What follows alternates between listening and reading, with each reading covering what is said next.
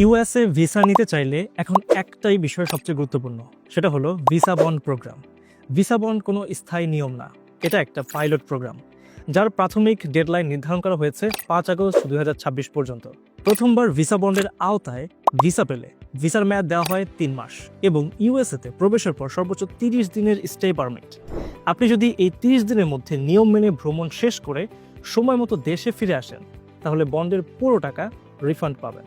এবং এখানেই সবচেয়ে বড় সুযোগ রয়েছে।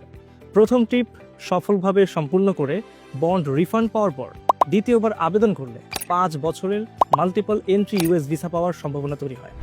ফ্যামিলি অ্যাপ্লিকেশনের ক্ষেত্রে ম্যাক্সিমাম বন্ড লিমিট মাত্র $15,000, পুরো পরিবারের জন্য একসাথে। প্রত্যেকের জন্য আলাদা বন্ডের প্রয়োজন নেই। তাই আপনি যদি ভিসা বন্ড প্রোগ্রামের আওতায় ইউএসএ ট্যুরিস্ট ভিসা নিতে চান, অন্তত 30 দিনের জন্য বন্ডের টাকা জমা রাখার মানসিকতা ও আর্থিক প্রস্তুতি নিয়ে অ্যাপ্লাই করুন। শেষ কথা হচ্ছে, প্রোফাইল দুর্বল হলে বা ইমিগ্রেশন রিস্ক থাকলে ভিসা বন্ড এখন ভিসা পাওয়ার একটি কার্যকর সমাধান। যাদের বন্ড জমা রাখার আর্থিক সক্ষমতা আছে, তাদের জন্য visa bond policy is truly a golden gateway to America. Free profile অ্যাসেসমেন্টের জন্য এখনই আমাদেরকে কল করুন অথবা সরাসরি আমাদের অফিস ভিজিট করুন।